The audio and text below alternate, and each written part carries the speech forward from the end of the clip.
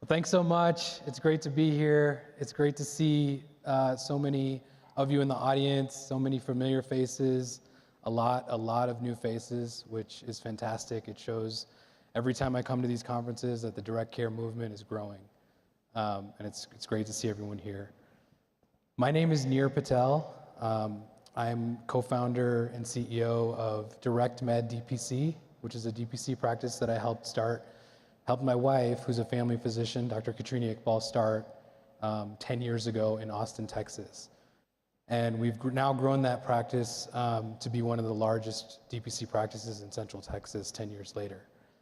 I also, 5 years ago, started Virtuous Benefits, which is a full-service DPC benefits agency that creates health plans around DPC and with no network restrictions, so basically all the greed removed. I started that business with Angel Salcedo, who's here in the audience, 5 years ago. I'm Dr. Travis Simmons. I'm a direct primary care family physician down in New Braunfels, Texas, which is a little bit south of Austin. And I was the first doctor to join DirectMed that helped them to open a new location. So they had primarily just been in Austin before that, and then they expanded to New Braunfels, and I helped them to spearhead that. And of note, I also do not have a ponytail anymore, which I realize I probably need some updated headshots, but yeah, next time. All right, let's see if our little slide thing will work. Yeah, so we just wanted to start by telling a little bit of the story about how we met. So I was in residency here in Denver, and I had a colleague who was in my residency class and was just absolutely like a relentless advocate for DPC. And I was like, man, I'm just trying to survive intern year. Can you like stop talking about direct primary care, please? It was Brad Brown, and he convinced me over the course of 3 years that direct primary care was the way I should go. And so, I think in the DPC movement, a lot of the doctors I hear from are doctors who have like been in the system for a long time and then switched out into a DPC model eventually. But like Brad, I jumped into DPC straight out of residency, so it's a very unique experience. And I'm also an employed DPC physician, so not a practice owner, which I know is kind of a minority here, but I think something that is going to be more and more common as the movement grows, and doctors like me don't necessarily want to like reinvent the wheel, and they want to join a practice that's established and thriving. So I heard about DPC from Brad, and then as I started researching it myself, I was listening to podcasts like My DPC Story, which is amazing. Thank you, Mariel, for the work you do, and for so many of the doctors who've been on those interviews. That was hugely influential to me as a new DPC doctor. And I heard an interview with Nir and his wife, Katrina. I said, oh, I'm going to work for those people someday. And so I wrote a little email, and then I'm sure I got called to like go deliver a baby because I was still in residency, and I like put the email to the side and I didn't send it. And then 6 months later, Brad sent me a screenshot from the DPC Docs Facebook page and was like, hey, those people in Austin you liked are hiring. You should like email them. So I just went and clicked send on the email, and he called me within an hour, and we chatted for an hour, and pretty much the rest is history. Ironically, we weren't hiring for the location that Travis wanted to be in, but I am super thankful that he sent that email and made that phone call. Dr. Travis has been an amazing asset to our practice. We knew in our guts immediately when we had a conversation with him that he's a super compassionate, genuine physician that wants to take great care of patients, and that's all you need in this model. And so for us, we were like, we need to bring him in. He wanted to be in New Braunfels, Texas, which is about 2 hours away from where we started our practice in Austin. And that was a growing area, a growing town, and everything kind of works around the right physician. And so Travis helped us create a whole new practice several hours away from kind of where we originally were and planned to be. Yeah, and it's been a privilege. I have really loved it. I got to learn a lot from you guys in the first couple of years that I've worked for you, and one of those things that you guys are very specific about in starting up a new location, I experienced this in my location, and then you guys have since replicated this again and again. You guys have a very specific set of things you're looking for when you open a new location. So tell me how you guys do that, and how you keep things lean to pass along those savings to the patient?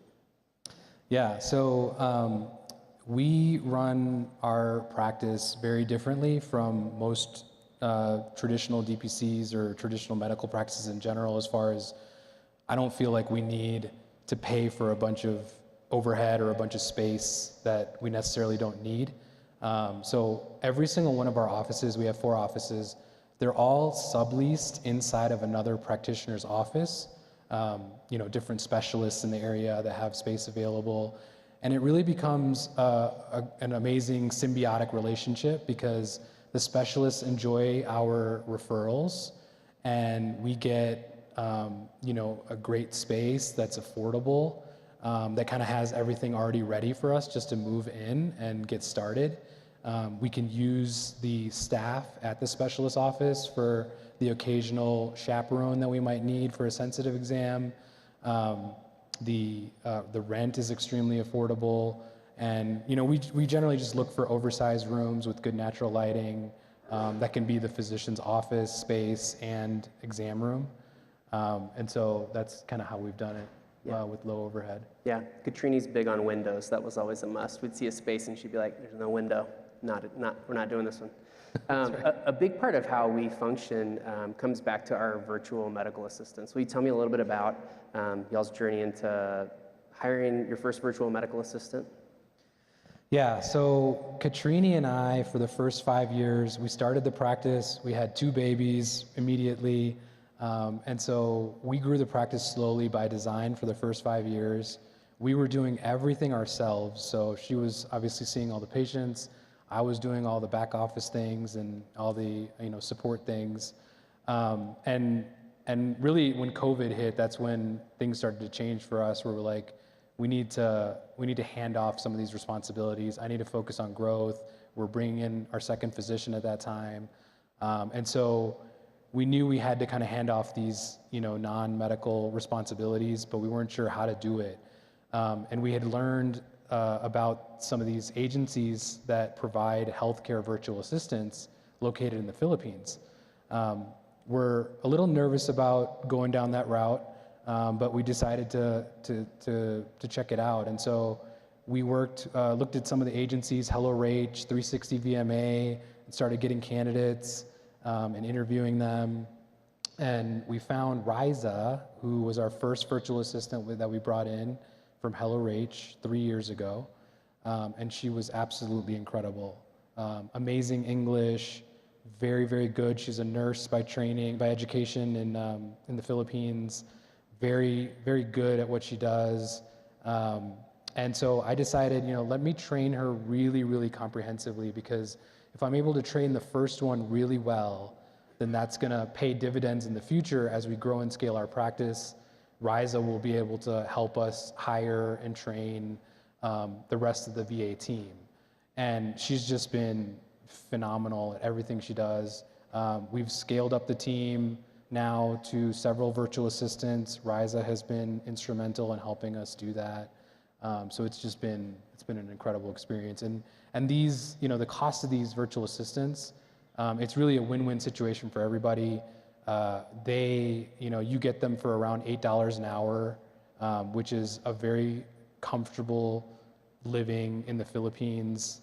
Riza's supporting her entire extended family with that salary. She's extremely grateful for the work, and she loves the fact that she gets to work for a DPC practice, because a lot of her friends are working for very busy, chaotic insurance-based practices, and they tell her what it's like over there. So she's super grateful.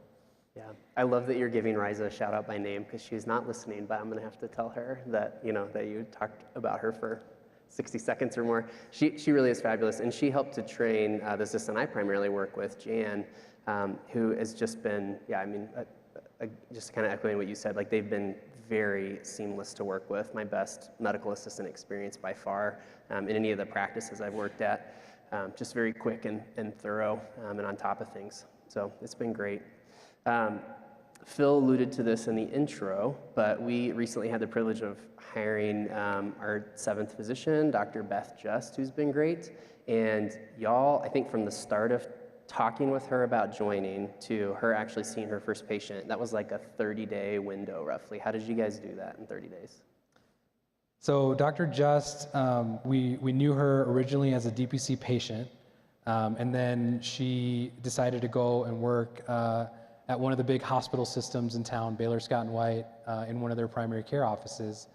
And she did that for several years, and then just called us one day out of the blue and said, "Hey guys, I am super burnt out, and I would love to know if there's any opportunity for me to come back to DPC in a physician capacity and work for you guys."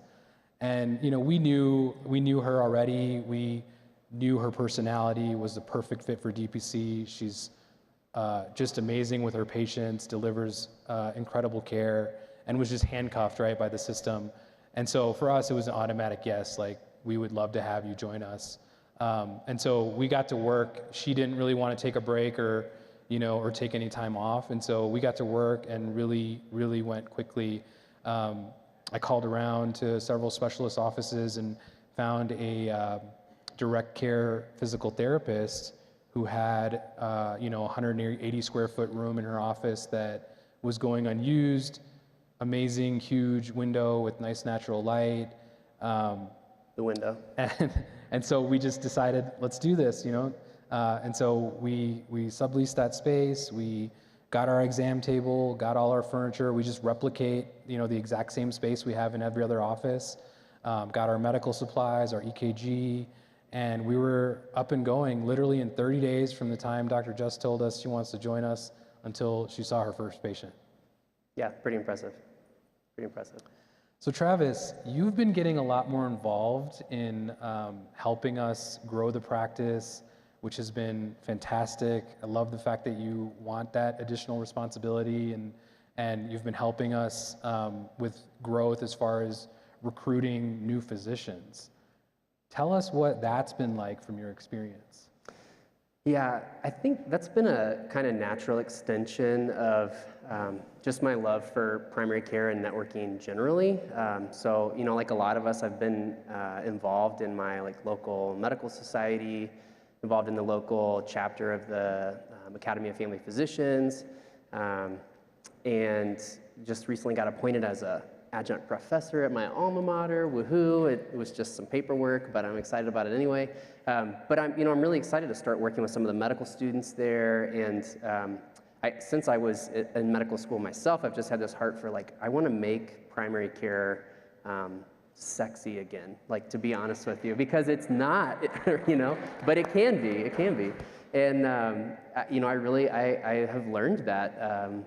Time and time again in direct primary care. So, getting to get in on the ground floor with a medical student who's still on the fence, and their professors are telling them they're too smart to be a family doctor or a pediatrician, and I want to kick that specialist in the behind. Getting to get on the ground floor with those medical students and be listen, direct primary care, you can practice at the top of your license, do all sorts of stuff you'd never have time for in a typical primary care practice, have time with your patients, be the idealistic doctor, the doctor you dream of being now that would normally be beat out of you by the time you are in the system for a few years. You could be that person all the way through your career in DPC. So, I'm on a mission there, and just as a natural extension of that, we're telling people about what we do and about our practice, and so we're generating some interest. There's been a lot of receptivity at some of the local residency programs that I've spoken at, or I'm working to speak at, just asking them hey, do you have any interest in hearing at your didactics about a different business model for primary care?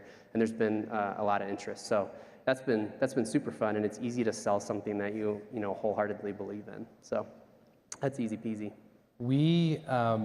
Another relationship that we've made over the last couple of years, and a great friendship, is Dr. Phil Boucher. We met him at a DPC conference, I want to say 2.5 years ago, and you had joined us at that conference, and we all sat at the same table together with Phil. And I know you were kind of you had just started with us, and so your growth was a little slower than you wanted it to be. And I think, Phil had kind of talked to you about some of the video marketing that he does, and helped give you... Yeah, super uncomfortable with. helped give you a little more confidence in that area. Yeah. Tell us about that experience and how that has helped you grow your panel, as well as how that's helped you mentor our newer physicians on doing some of those things and getting themselves out of their comfort zone, Yeah. and how that's helped everyone grow their panels. Well, we didn't mention this earlier in terms of keeping things lean, but we do a lot of the marketing ourselves, and so it comes down to the doctors, like getting out and meeting people at networking things, but you do a ton of work on Facebook with marketing us in local groups and having those videos for us of the physicians in our practice that you can post on those Facebook groups has been huge. We use that on Instagram as well. And I took a course from Phil that was super helpful just in building out like a little 60 to 90 second video for Instagram or TikTok. And he kind of goes over a template for how to do that, and went into some really practical, detailed stuff on how to use the actual platforms. And to the point now where I can generate a video in maybe like 10 to 15 minutes, and I'll often sit down and do several of them kind of all in an hour. But yeah, that was hugely helpful. And then I've been working with some of our other doctors who are a little more hesitant to do that kind of thing, just on how easy that is or how doable it is. Changing subject just a little bit for the second part of our talk, I wanted to get into a little bit more of the insurance side of things that you do with your partner, Angel Salcedo, who's in the audience here over at Virtuous Benefits. In 2019, you decided to go get an insurance license and to start recruiting employer groups. Can you tell me why you did that, kind of what that process was like, and then tell us about Virtuous, like what you guys do over at Virtuous?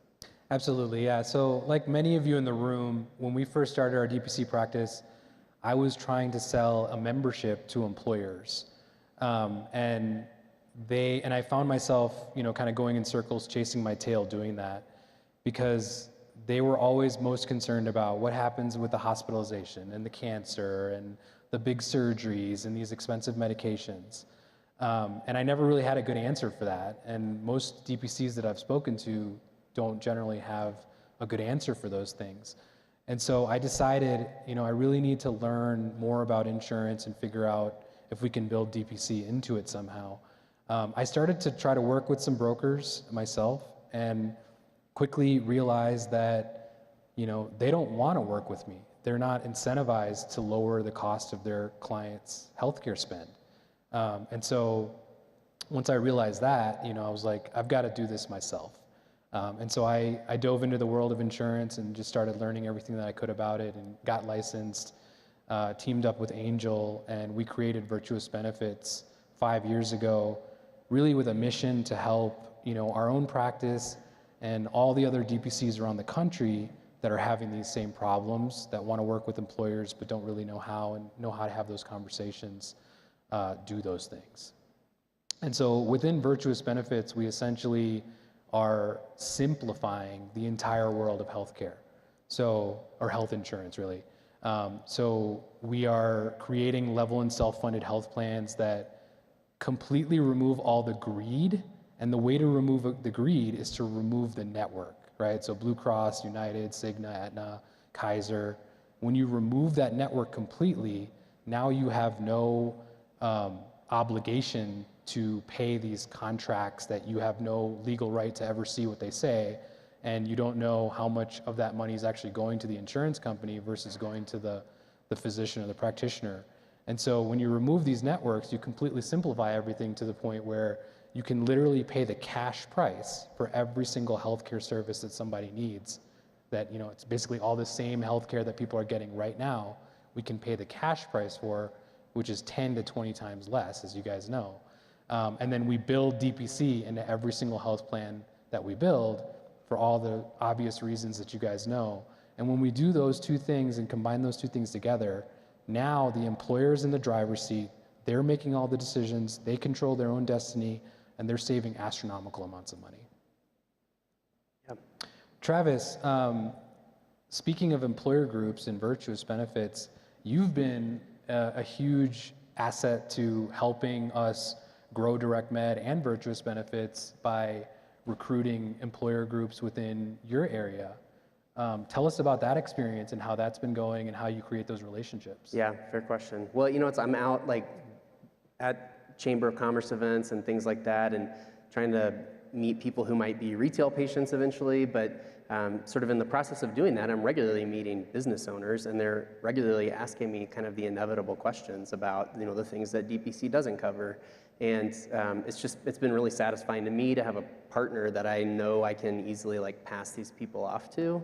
I think the primary care doctor in me has sort of come through in those relationships too, because we love continuity of care. And I'm like, oh, like they're meeting with Near and Angel. I want to go meet at that meeting too. And you guys have invited me. So I've gotten to be at several of those meetings with the employers, kind of, convincing them like what you guys do is real and powerful. And then with the employees, like during the enrollment meetings, excuse me. And that's been just really fun to, as a DPC doctor in the room, to sort of provide that authentic experience of like what they're saying about DPC is very real, and it really can provide all this value. And let me give you like a few stories from this past week of what I did as a DPC doctor. I think we have incredible power to help a benefits company like yours to really sell what it is you're selling, like to provide that authenticity. And it's easy to sell a product that I like really firmly believe in. So, one thing I think that's been super helpful for us in creating those relationships also is asking very specific questions on your enrollment form, not just for like employers, but for everybody that joins your practice, right? Are you a business owner with W-2 employees? Do you offer health insurance to your staff? Would you like to learn how to lower the cost of your health insurance year over year? And that way you know exactly who's in your practice. You don't go and try to sell something to them right away or try to sell something to their company right away. You make them love you and DPC, which I think we all know takes a month or less. And then once you've done something great for them and they're like, thank you, doc, so much for this or that, that's when you gently kind of mention like, hey, I know you've got a business, I know you have employees, you offer health insurance. I'm not sure if you're aware, but we can actually show you a roadmap over the next 5 years of how to lower the cost of your health insurance every year and include my practice for all of your employees. And all of that is going to be less than what you're paying Blue Cross right now. Yeah. Now, you guys have worked with several employers in the area that I work in New Braunfels, but you and Angel have also worked with several employers from around the country. Tell me about how you've met those employers. Absolutely. So we at Virtuous Benefits, we work nationwide. We work in a plethora of states all over the country, creating these health plans, and all of it is centered around DPC, right? So we're not going and trying to sell these health plans to employers directly, because that's just going to be an infinite sales cycle that is just going to have you spinning your wheels. If an employer has no experience with DPC, it's super hard to try to convince them that this is the way to go, because you're asking them to fire 3 important people in their lives, right? Their insurance-based PCP, their insurance network that they've probably used for years, their insurance broker, who's probably their friend or somebody in their community that they've known for a long time, right? You're asking them to fire those people. And if they have no experience with DPC, that's not something that comes easily. So we have taken the approach of educating DPC physicians all over the country as much as we can. We speak at as many of the conferences and speaking opportunities that we are able to obtain. I talk to a DPC physician probably every single day, at least one. It's true. I've driven in the car with him, and I'm like, oh, another phone call. All right. Yeah. And yeah, we just educate the docs that there are insurance plans out there that can be created that work for the people that are using them and the people that are providing the health care. And once you see that world and see that all can be melded together, now you have something super powerful that not only saves a tremendous amount of money every year, but it also gets everyone the best care they've ever had and access they've ever had. Yep. Travis, so as we talk to more and more DPCs around the country, many of them have had concern about I'm not sure if I want to be built into a health plan. I'm not sure, like, I don't know how your payments are going to work. I don't know if this is something that I went to DPC because I wanted to get away from, being built into a health plan. So tell us what's been your experience with, sort of being built into a health plan as a DPC physician, and being, sometimes paid by the health plan. Yeah, fair question. I think it's a natural hesitancy for us to have as physicians coming out of a situation where we were our reimbursement for our services was held hostage by insurance companies on a regular basis. So I think in that way it's kind of a trauma response for a lot of us. But it's been honestly like very seamless. The TPA that you guys use puts a credit card in the system for all of their patients that are patients at our practice, and we just run that charge like normal. And so I'm getting paid the same whether it's a retail patient or a patient from Virtuous, and it's been very seamless. And I think from a DPC standpoint, it's kind of an inevitability if we want to work with employers on a regular basis, because those employers are going to want a one-stop shop where they can reach out to their benefits company, and the benefits company will handle the payments to everybody. Those employers don't want to be paying everyone separately. So I think we need to embrace it if we can find groups that are good to work with or easy for us to work with. I want to give all the credit for these virtual cash cards, essentially a credit card that we can give members to use, to Russell with Yuzu Health, who's also here in the audience.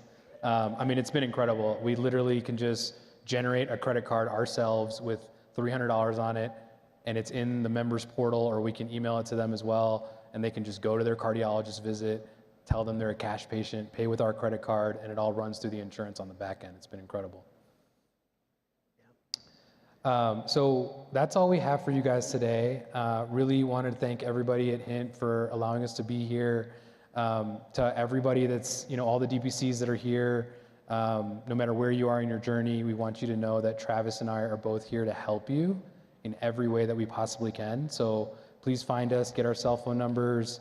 Our website's directmed.care, virtuousbenefits.care. We'd love to help you guys also work with employers if that's something you're interested in.